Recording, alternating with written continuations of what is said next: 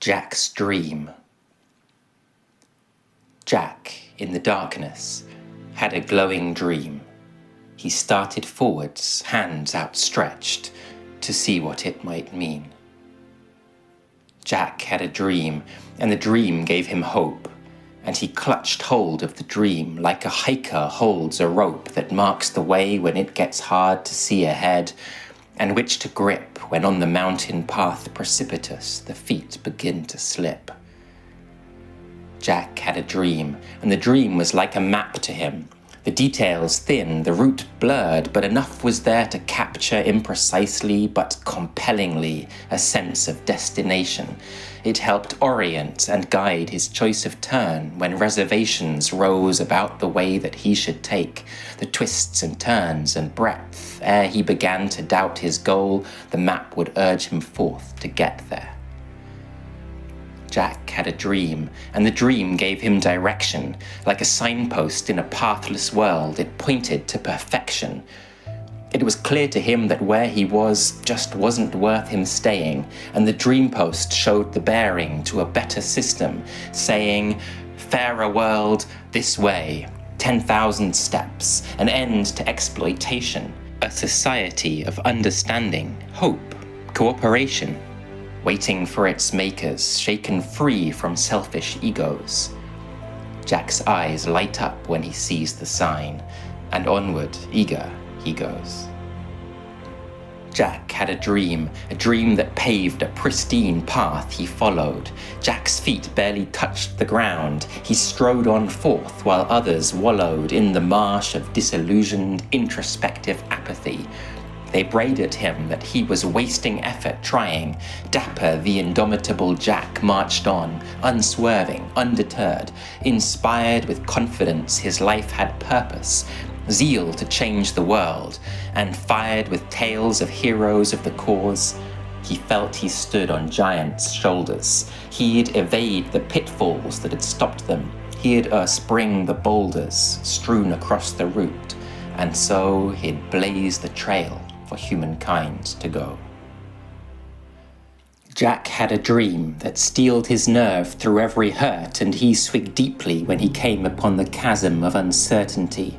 It's easy to be daunted when you brave a way that few have ever dared before, and break new ground, then find a gaping gorge that severs your intended path with a huge rift between reality and, on the far side, taunting glimpses of the world you want to see.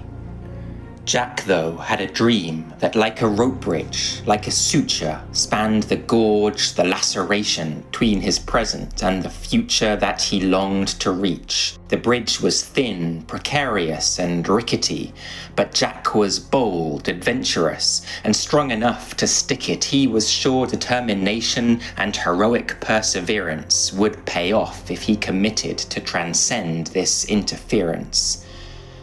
So, however improvised and wobbly that rope bridge might seem, Jack summoned up his long-held faith and dedication to the dream, and he resolved to trust the dream's trajectory across the abyss. He wouldn't quit his quest when he'd already come as far as this. So Jack smiled in his heart and launched out forward towards his goal. Step after step out over nothingness.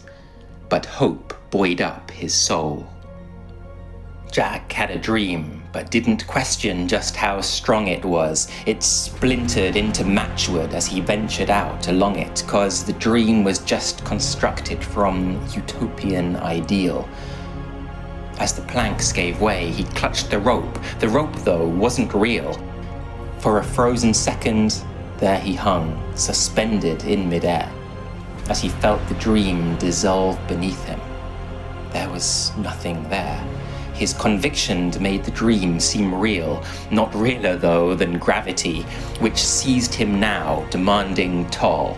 And since he didn't have it, he was hurled down, and his stomach leapt into his mouth. Confusion burst inside his brain, and mortified, he realized his delusion, now too late.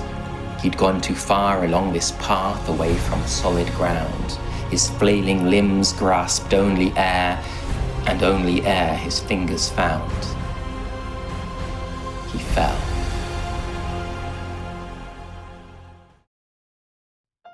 Jack had a dream where he foresaw that all of this would happen, saw himself set forth, and saw the rope, the post, the path, the map, and saw the chasm, and saw the bridge, and dreaming, felt it break apart.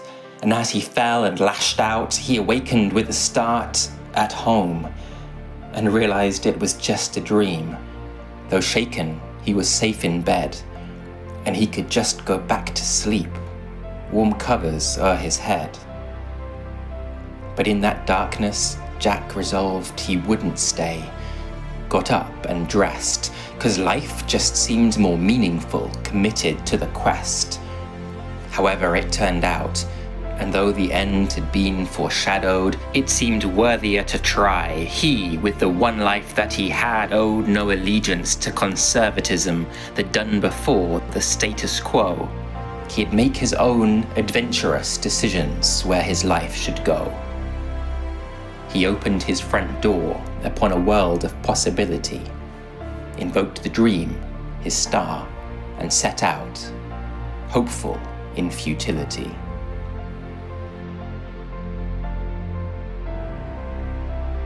How Jack's story really ends, no now known records mention, but it's thought that in the cosmic night of some detached dimension, for a while at least, a flame lit up and burned across the dark.